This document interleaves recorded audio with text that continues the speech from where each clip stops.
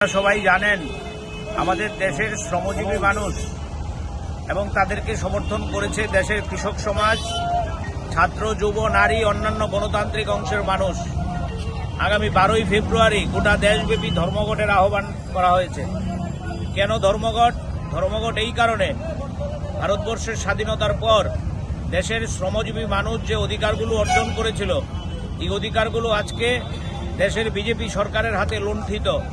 আমাদের দেশের বিজেপি সরকার, আপনারা জানেন, আমাদের শ্রমিকদের যে শ্রম আইন ছিল, এই শ্রম আইনগুলোকে সব বাতিল করে দিয়ে 4টি শ্রমকোডের মধ্য দিয়ে আমাদের দেশের শ্রমিক শ্রেণীর উপর ভয়ানক আঘাত নামিয়ে এনেছে।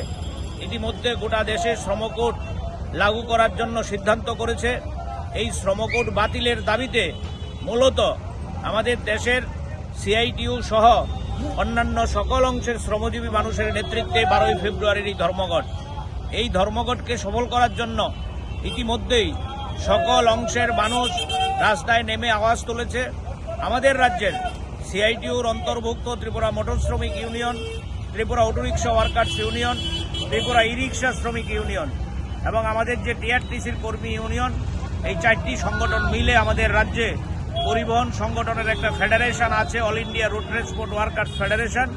এই ফেডারেশনের নেতৃত্বে আজকে আমরা প্রচারে বেরিয়েছি গোটা আগরতলা শহরে। পরিবহন শ্রমিকদের কাছে আবেদন করছি যে আগামী 12ই ফেব্রুয়ারি এই ধর্মঘটকে সফল করার জন্য তারাও যাতে রাস্তায় নামে ভূমিকা গ্রহণ করে। এই ধর্মঘটে হয়তো একদিন রুটি রুজি বন্ধ হবে, কিন্তু আগামী দিনে বেঁচে থাকার জন্য এই লড়াই খুবই জরুরি।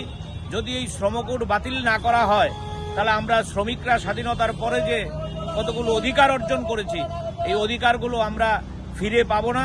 তাই শ্রমিকদের সম্মান, শ্রমিকদের অধিকার, শ্রমিকদের মর্যাদার প্রশ্নেই আমাদের এই ধর্মঘট। আমরা আজকে লক্ষ্য করছেন এই ধর্মঘটের সমর্থনে ফ্লেক্স লাগাচ্ছি, পোস্টার লাগাচ্ছি। আমরা গোটা রাজ্যের পরিবহন শ্রমিক সহ সকল অংশের মানুষের কাছে আবেদন করব তারাও যাতে 12ই ফেব্রুয়ারি এই ধর্মঘটের দিন প্রতিবাদ করে তাদের যানবাহন বন্ধ রেখে বিজেপি সরকারের বিরুদ্ধে ঘৃণা জানিয়ে এই শ্রমকোড প্রত্যাহারের আন্দোলনকে আরো জোরদার করতে পারে। এই আবেদন নিয়েই আজকে আমরা রাস্তায় নেমেছি।